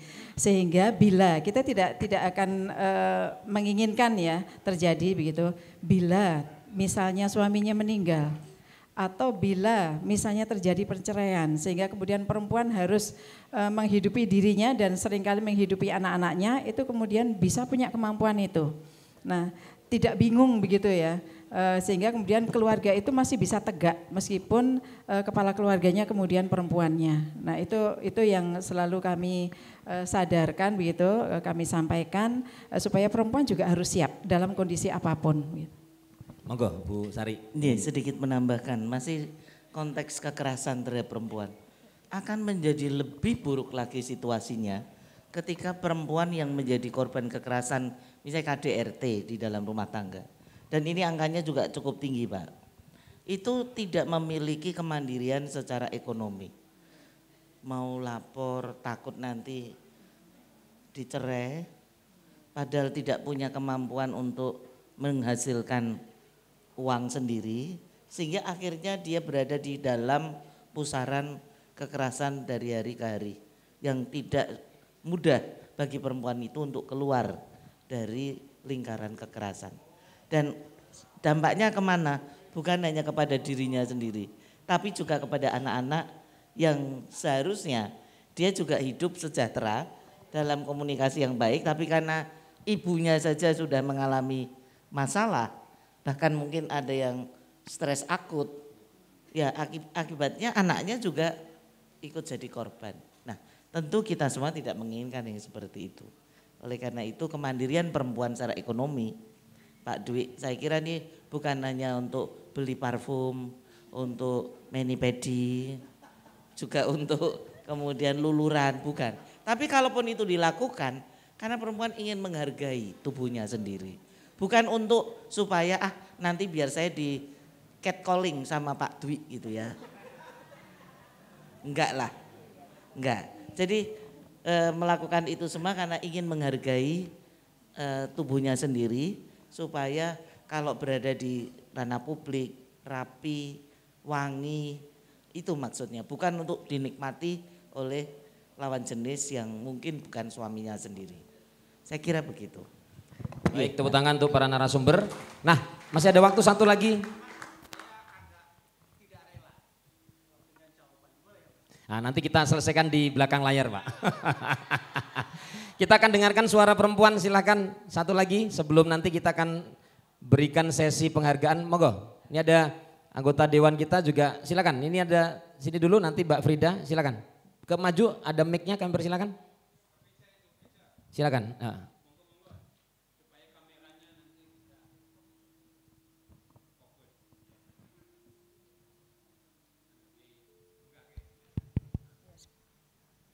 Assalamualaikum warahmatullahi wabarakatuh. Perkenalkan, saya Nabila, saya merupakan salah satu mahasiswa rantauan di Yogyakarta. Tadi saya mendengar dari Ibu Sari Murti juga, tadi juga barusan dibahas mengenai kekerasan seksual, baik kekerasan fisik, seksual maupun kekerasan lainnya. Dan saya juga pernah pelajari bahwa kekerasan ini banyak terjadi di lingkungan pendidikan.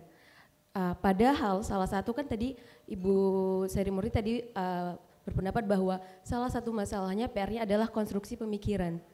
Sedangkan salah satu cara untuk mengubah konstruksi pemikiran itu adalah melalui pendidikan. Namun bagaimana kita dapat merubah konstruksi pemikiran itu melalui pendidikan, namun kasus konkret dari kekerasan seksual terutama terhadap perempuan itu malah banyak terjadi di lingkungan pendidikan, terutama di pendidikan tinggi. Itu saja. Terima kasih. Assalamualaikum warahmatullahi wabarakatuh. Terima kasih Mbak Nabila. Silakan Mbak Frida, langsung nanti bisa kita rangkai bersama-sama. Matur sembah nuwun atas waktu yang telah diberikan. Karena waktunya sudah cepat toh, saya cepat aja. Mungkin selama ini yang perlu diperhatikan pertama dari semuanya di undang-undang politik ya. Di mana di sana menempatkan peraturan itu hanya di peraturan 30% itu hanya di kepengurusan awal dan hanya di pendaftaran. Ketika berpikir undang-undang politik ini tidak sampai kepada penempatan yang hanya bisa mencapai di 30%. Kenapa terjadi seperti itu? Karena di undang-undang politik sendiri tidak bisa menempatkan perempuan sampai jadi ya, karena dalam prosesnya perempuan ini akan dia bekerja sendiri dengan kemampuan sendiri. Jadi tadi saya lihat di sini ada juga teman-teman yang ada di politik. Jadi kalau daerah istimewa Yogyakarta ini luar biasa, perempuan di kebijakan sudah melebihi ya Bu ya, duduk di tingkat kebijakan, kemudian di kampus-kampus juga sudah banyak untuk itu. Cuman kita lihat bagaimana di tingkat kebijakan yang tadi dikatakan di tingkat pedukuhan RT, mungkin dari RT dulu, ini masih sangat kurang. Kita lihat di sekitar kita RT-RT masih dipegang oleh para laki-laki. Nggih napa mboten? Iya. Karena otomatis rapat itu ada di malam hari. Tadi dikatakan oleh Bu Sari Murti bahwa kita ini perempuan malam-malam ya ngopo gitu, bengi-bengi itu. Karena rapat RT memang tidak memungkinkan untuk rapat di sore hari ya Mas Dwi. Jadi ini yang juga perlu diperhatikan, adanya semua tatanan ini mungkin dimulai tadi pertama keluarga, kemudian lingkungan yang terkecil di dalam masyarakat, dan yang lebih besar lagi yang nantinya kebijakan ada di undang-undang politik, karena undang-undang partai politik adalah nantinya jatuh kepada sebuah kebijakan yang ada di tatanan sebuah aturan mulai aturan perda dan lain sebagainya sampai di undang-undang. Jadi ujung-ujungnya di situ. Nah ini perlu undang-undang di partai politik juga menempatkan perempuan ini di tingkat kebijakan juga, karena tidak semua partai politik ini tingkat kebijakan itu ada di perempuan. Padahal ranahnya semua ada di sana. Apa yang ada sekarang ini di sini adalah produk politik. Bangun tidur, tidur lagi adalah produk politik. Ini yang perlu juga nanti bersama-sama difikirkan bahwa perempuan memilih perempuan juga belum ada semuanya. Jadi itu kemudian tadi stereotip yang dilakukan Mas Dwi bahwa perempuan tadi harus wangi dan sebagainya, memang itu yang sekarang ini iklan-iklan semua menggunakan cara itu. Orang cantik, perempuan cantik tuh harus putih, kemudian harus hidungnya mancung, kemudian harus mulus dan lain sebagainya. Kalau enggak itu makanya produk-produk itu semakin merajalela sekarang. Jadi yang selalu ditampilkan yang cantik-cantik. Ini yang membuat akhirnya bayangan bahwa nek perempuan ayu itu kudu sing langsing, tinggi gitu ya, putih gitu, wangi gitu ya, seperti itu. Jadi tidak kepada sebuah hal-hal lain yang dianggap itu mempunyai nilai plus. Jadi di sini nantinya harapan kita tingkat kebijakan yang dari bawah inilah yang perlu ada perubahan nantinya untuk tingkat di bawah. Nek pedukuhan sekarang yang muda-muda ya lumayan lah perempuannya juga, tapi masalah responsif gendernya juga kita ketemu selalu masih rendah. Jadi itu yang terpenting sebenarnya, sampai 30% jadi itu loh untuk mewakili wilayah, berbicara tentang itu di sebuah wilayah belum bisa masuk. Itu dari kami. Siap. Nggih, matur sembah nuwun. Terima kasih Mbak Frida, tepuk tangan dulu untuk rekan-rekan kita yang sudah memberikan masukannya. Nah Bapak dan Ibu, kita sampai di penghujung, kami persilakan sebagai juga closing statement dari Bu Sari Murti, Mbak Erwin dan Mbak Elina juga merespon dua sahabat kita tadi. Kami persilahkan. Terima kasih Mbak Salsa. Nabila. Mbak Bila. Ya, saya kira pengen sampaikan Mbak, ini kan berarti Mbak punya perhatian tinggi terhadap persoalan kekerasan seksual yang masih menjadi salah satu dosa besar di perguruan tinggi. Dosa besarnya salah satunya tingginya kekerasan seksual. Lalu selesainya dengan apa? Pendidikan. Tapi pendidikan yang dimaksud di sini bukan pendidikan yang ada di perguruan tinggi itu saja. Memang di Permenristekdikti nomor 30 itu 2021 ada dua hal yang harus dilakukan untuk pencegahan dan untuk penanganan. Pencegahannya salah satunya yang mengedukasi. Tetapi itu sebetulnya sangat terlambat. Mestinya mulainya justru pada keluarga. Tadi Bu Erlina sudah menjelaskan, pola asuh itu menjadi penting. Nah, kalau pola asuhnya sudah benar, nanti ke depan dia sudah ada di perguruan tinggi, itu tidak sulit untuk kemudian mendorong supaya perilaku yang dilakukan oleh entah itu sivitas akademika berupa pejabat kampus ataupun mahasiswa, dosen, tendik, itu semuanya mestinya menjauhi perilaku-perilaku kekerasan seksual. Saya kira itu Mbak Bila. Mbak Frida, terima kasih, ini masukan saja untuk ke depan. Ini kan kalau nggak salah sudah mulai ada upaya untuk memperbaiki undang-undang partai politik ya, dan juga undang-undang pemilu. Pokoknya kalau undang-undang 2 itu cepat mesti. Tapi kalau bicara undang-undang yang lain, misalnya bicara soal bisnis, itu biasanya suwi. Saya nggak ngerti kenapa. Ya karena memang yang buat undang-undang itu jelas punya kepentingan kan gitu. Karena undang-undang juga produk politis, maka saya kira ya kita dorong aja nanti supaya apa yang disampaikan Mbak Frida itu betul-betul bisa terlaksana. Yang penting itu tadi, jargonnya aku mau. Ya, kalau aku mau saya kira mungkin dengan kebersamaan kita barangkali ini bisa diwujudkan. Matur nuwun Pak. Terima kasih Mas Romi. Kalau saya sendiri karena mewakili dari pelaku usaha ya, yang jelas kalau dari kasusnya adik tadi ya sebenarnya nggak jauh beda seperti yang disampaikan Ibu. Kebetulan anak saya yang satu juga sudah mahasiswa, yang satu masih SMP. Memang selalu kita tanamkan pendidikan yang paling penting itu adalah dari orang tua, jadi rumah tangga sendiri, dari keluarga sendiri. Tidak bisa kita mengandalkan pendidikan semua didapat dari sekolah, karena di sekolah sendiri itu kan teori yang kadang di teori-teori itu tidak didapat dari kehidupan keseharian. Nah itu sudah kita mulai, bahkan saya dididik dengan orang tua juga katakanlah yang baik-baik saja, dan itu orang tua itu selalu memberi teladan. Jadi bukan hanya menyuruh atau tidak boleh ini, tidak boleh itu, melarang tidak, tetapi memberi contoh dan memberi teladan. Dari sedikit demi sedikit kayak gitu, anak insya Allah juga akan memahami dan mengerti, dimasukkan di lingkungan apapun, insya Allah juga akan selalu bisa menjaga diri. Begitu. Kemudian dari Mbak Rida, yang bicara politik, walaupun saya tidak begitu terjun di dunia politik, tapi dulu saya memang mantan lawyer Mbak, jadi sedikit banyak kalau lawyer kan juga arahnya bicara di situ. Kalau bicara kuota 30%, kadang saya dalam hati pun juga buat apa dibuat peraturan 30% tetapi tidak pernah bisa terpenuhi 30%. Artinya kesalahannya di mana di sini? Kalau kita balik lagi, mungkin di aturan ya Bu. Kecuali di aturan itu memang apapun yang terjadi, bagaimanapun proses caranya 30% itu harus terpenuhi. Misalnya semua perempuan bisa memilih caleg perempuan misal ya, itu mungkin bisa terpenuhi. Nah sekarang kan belum, jadi dikembalikan lagi ke masyarakat.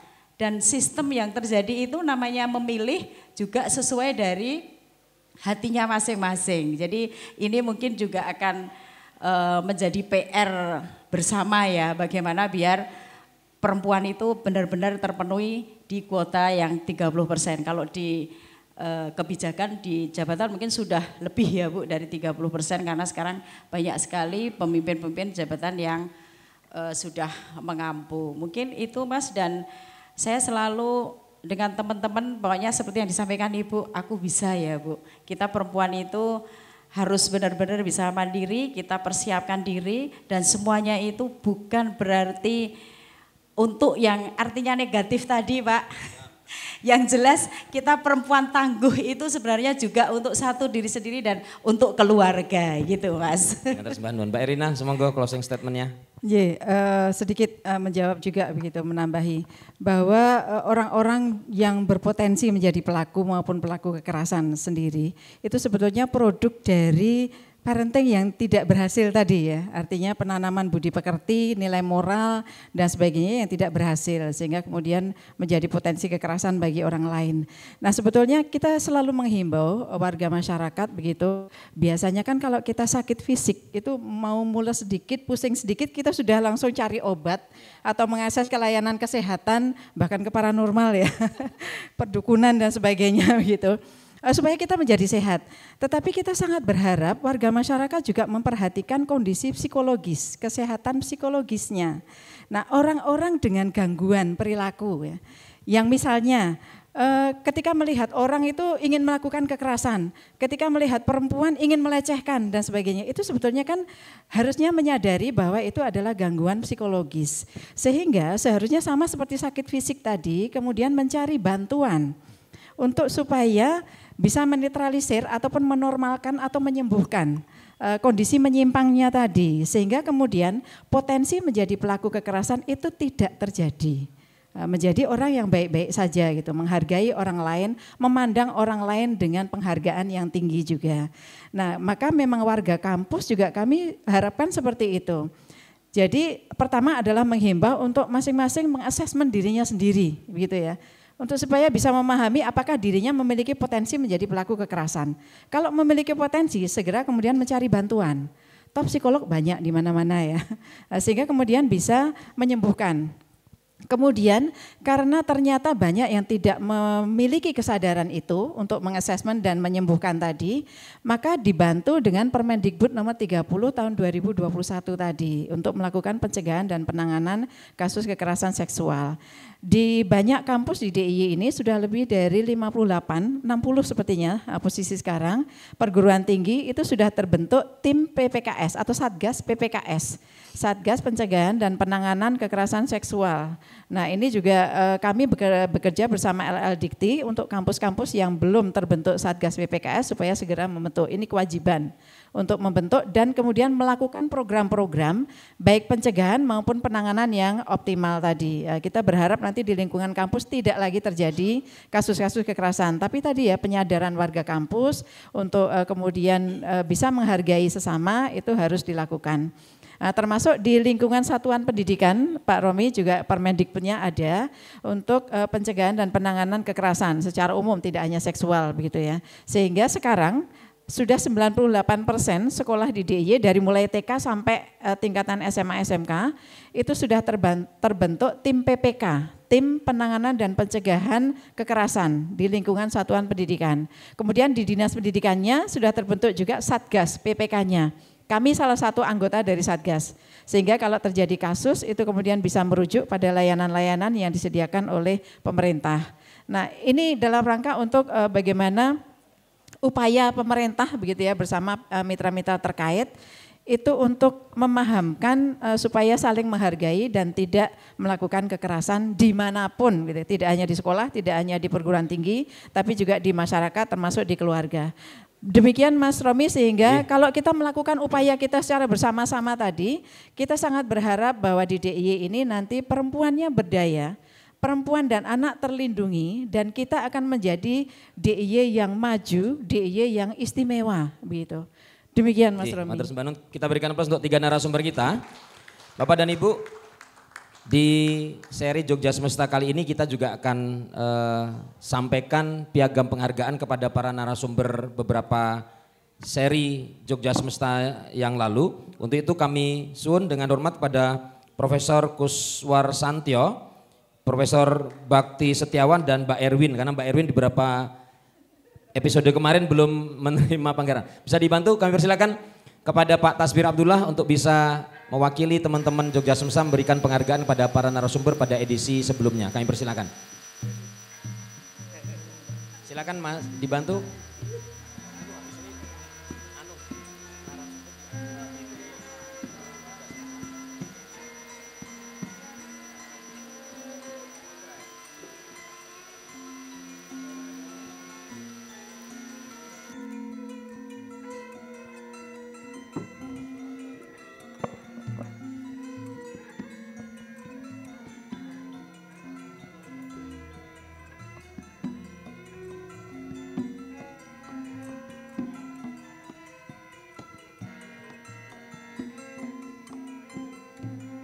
Selanjutnya penyerahan buku Jogja Semesta kepada para narasumber hari ini, untuk itu pada Bu Sari Murti, Bu Erina dan juga Bu Erwin. Pak Sabinol untuk bisa mewakili Jogja Semesta menyerahkan buku.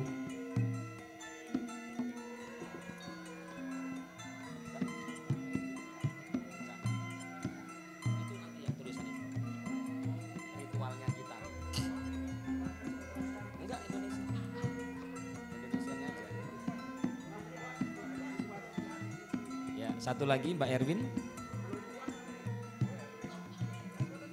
Ya sebentar, foto dulu. Sebelum foto kita akan ritualnya Jogja Semesta untuk salah satu narasumber membacakan piagam karena ini spesial hari Kartini.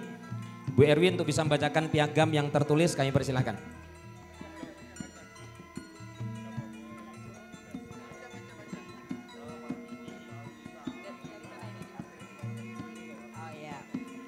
Piagam penghargaan Jogja Semesta diberikan kepada Erwin Yuniati, Ketua IWAPI Kabupaten Bantul, atas partisipasinya sebagai narasumber Dialog Budaya dan Gelar Seni Yogyakarta seri 153.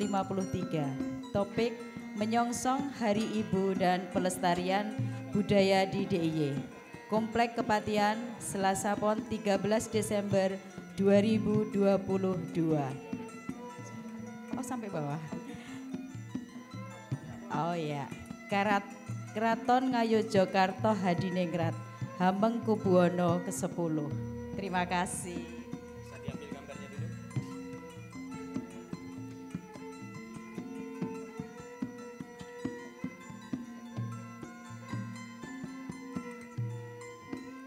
Nggih, matur sembah nuwun.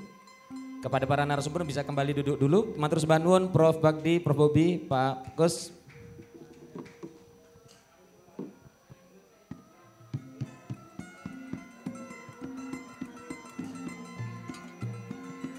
Baik Bapak dan Ibu, sebagai penghujung dari rangkaian Jogja Semesta kita khusus di edisi bulan April ini, seperti biasa di penghujung kami dari Jogja Semesta tidak menyimpulkan tetapi memberikan beberapa catatan penting sebagai perundungan kita bersama, dan pada malam hari ini catatan akan kita sampaikan dalam bentuk sebuah puisi dan geguritan. Ratu, sungguh dikau adalah ratu, dengan mahkota yang bertahta dari perjuangan dan harapan selalu. Dari untaian kasih sayang yang tak pernah buntu.